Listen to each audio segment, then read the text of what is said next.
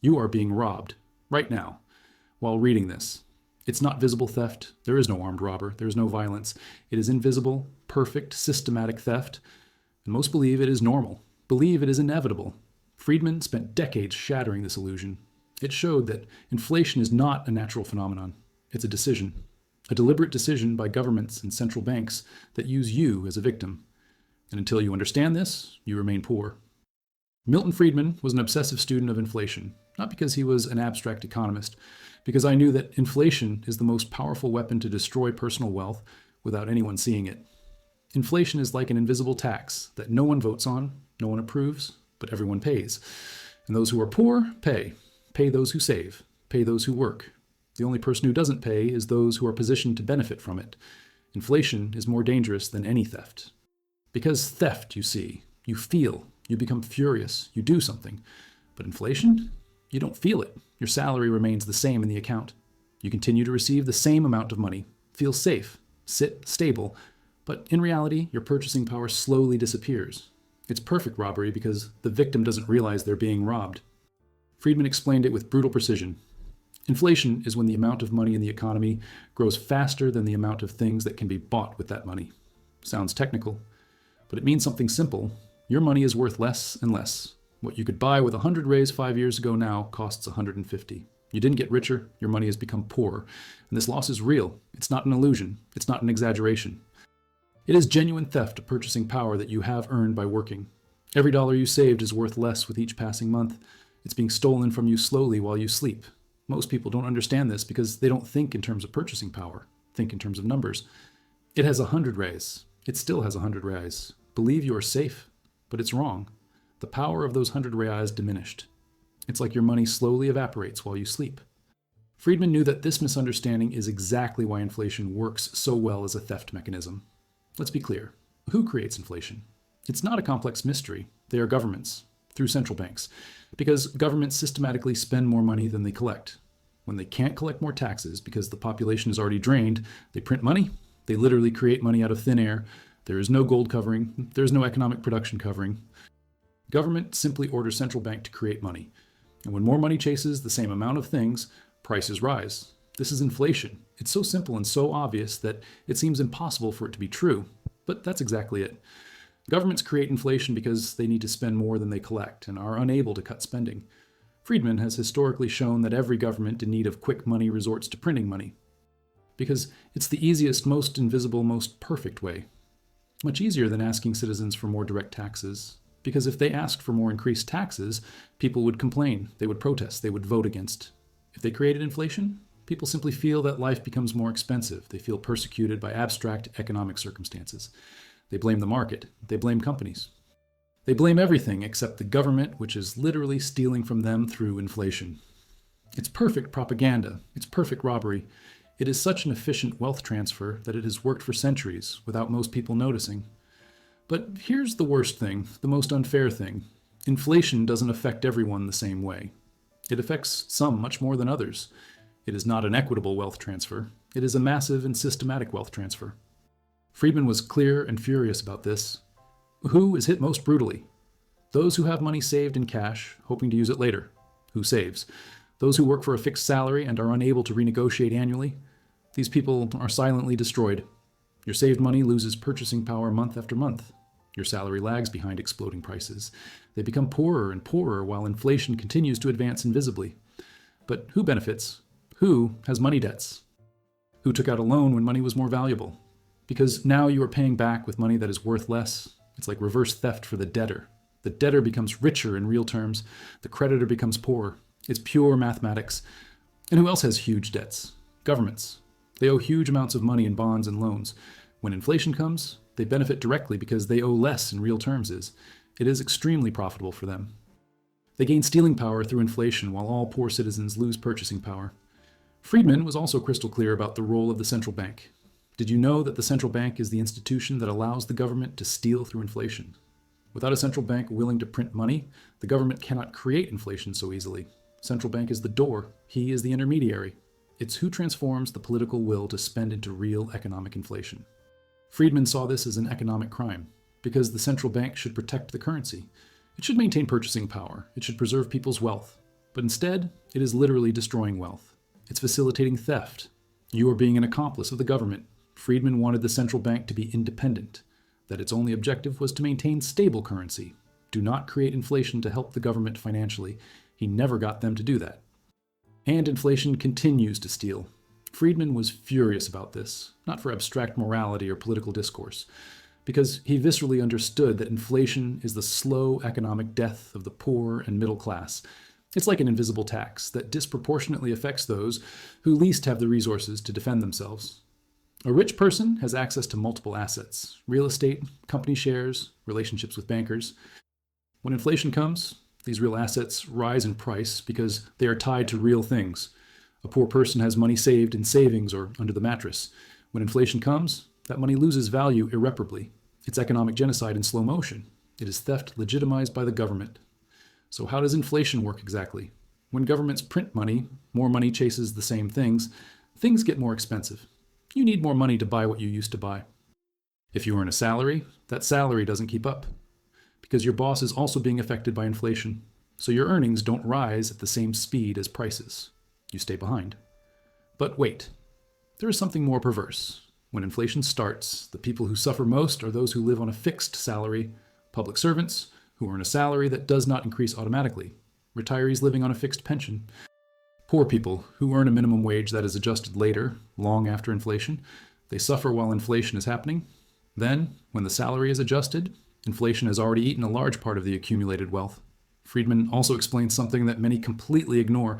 Expected inflation is as dangerous as actual inflation, maybe more dangerous, because when people expect future inflation, they start spending money very quickly to prevent it from being devalued. When you spend quickly, prices rise even faster. When everyone spends quickly, the economy overheats. It is an economically self-fulfilling prophecy. Friedman saw this happen in economies that went into historic hyperinflation. People start spending every penny the moment they receive it, because they know that tomorrow that money will be worth much less. They return home with less stuff than they bought with the same amount of money a week before. Hyperinflation is the worst possible economic scenario. This is when money printing goes completely out of control and out of control. Governments continue to desperately print money to try to fix the problems of previous inflation, but they only get worse exponentially. Prices double, then they triple in weeks, then they increase tenfold in days. The money becomes completely useless. Nobody wants that money anymore. People begin to trade through direct barter. The monetary economy completely collapses. Friedman saw hyperinflation in documented history. Germany in the 1920s, after the First World War, Zimbabwe in the 2000s, recently, Venezuela now in real time. And always the economic result is the same: complete and utter destruction of the middle class and massive impoverishment of everyone except those who manage to get ahead. But Friedman also explained something critical. Moderate inflation is as dangerous as hyperinflation, only it works in invisible slow motion, because you don't feel the immediate pain. You don't see the coin collapse. 20% annual inflation seems small when you read the number, but in 5 years, your money is worth less than half in real purchasing power. In 10 years, it is worth less than a quarter. It's slow economic death that most don't notice because they are too busy living day to day. Friedman ran away from this illusion because he knew that worse than visible theft is the invisible theft that continues while you sleep. Now, how do you truly protect yourself against inflation? Friedman was absolutely clear and pragmatic about this. The only real protection against inflation is not keeping your wealth in cash and waiting for it to fall. Preserve. You need to keep your money in real assets that rise in price with inflation. Residential and commercial properties, cash-generating operating businesses, shares of real companies that produce profits, commodities like oil and precious metals, physical gold, anything that is tangible, that has genuine intrinsic value. Because when inflation comes, these real things rise in price to keep up. Its value does not decrease, increase. Most people do exactly the opposite of what they should. Compulsively saves money, in savings, in low-yield fixed income, and then she is deeply surprised when she discovers after years that her money has lost power. Friedman spent years explaining over and over again, you're not being smart by saving like this. You are being economically stupid and ignorant. Because you are protecting yourself against physical theft of a small amount of money, while completely ignoring the massive systematic theft that inflation is doing to the rest of your wealth accumulated through work. An example Friedman often gave to illustrate, you patiently save $100,000 for your future retirement. Feel safe, sleep well at night, Put it in savings or fixed income because you think it is safe and guaranteed. But in 10 years, with just 5% consistent annual inflation, that money only buys 60% of what it did when it was saved. You thought you had 100,000 reais in purchasing power. In fact, it only has 60,000 in real purchasing power. 40,000 reais simply disappeared. They were stolen invisibly and systematically. Who gained from this monetary transaction? The government. Because the money that depreciated left his hand and entered their coffers through inflation that he himself created. Friedman also explained that inflation affects different sectors of the economy in completely different ways. Some sectors are able to pass on cost increases to the final price quickly. Other sectors are unable to pass this on because they have to maintain a competitive price. Workers who are in highly competitive sectors suffer because their wages cannot keep up with rapid inflation. Workers in sectors that have monopoly power are able to ask for wage increases, and they get them because their sector is making a profit. It is a redistribution of wealth disordered by inflation. As the currency depreciates, some gain quickly and others lose slowly. It's economic chaos. The solution that Friedman proposed was absolutely revolutionary at the time and continues to be. He proposed that central banks should not have the discretionary freedom to create inflation at will. They should be tied to something real, historically, gold. When a central bank can only create money if it has corresponding gold in reserves, it cannot create uncontrolled runaway inflation. It's like putting a chain on a thief, limits the government's power to steal through inflation. Naturally, governments hate this idea because it drastically reduces your unlimited spending power. Its power to print money to finance spending. His invisible stealing power. That's why no modern government has returned to the gold standard. But even without gold, you can protect yourself personally, individually. Friedman explained that the simplest way to protect yourself is not to keep accumulated wealth in cash, waiting for security. Keep intangible assets. If you have a significant amount of money saved, don't let it sit. Invest actively. Place on residential or commercial property. Put into business that you understand. Put in shares of real companies that sell things that people will always buy. Put in physical gold. When inflation comes, these real things rise in price along with it. Your initial money is protected. Your purchasing power is maintained. You are not an invisible victim. Friedman also urgently warned, do not fall into the dangerous illusion of guaranteed fixed income. When inflation is at 5% annually and you put money into an investment that yields 5% annually, you are not earning anything in real terms. It's just keeping up with inflation. You are running on the treadmill to stay in the same place.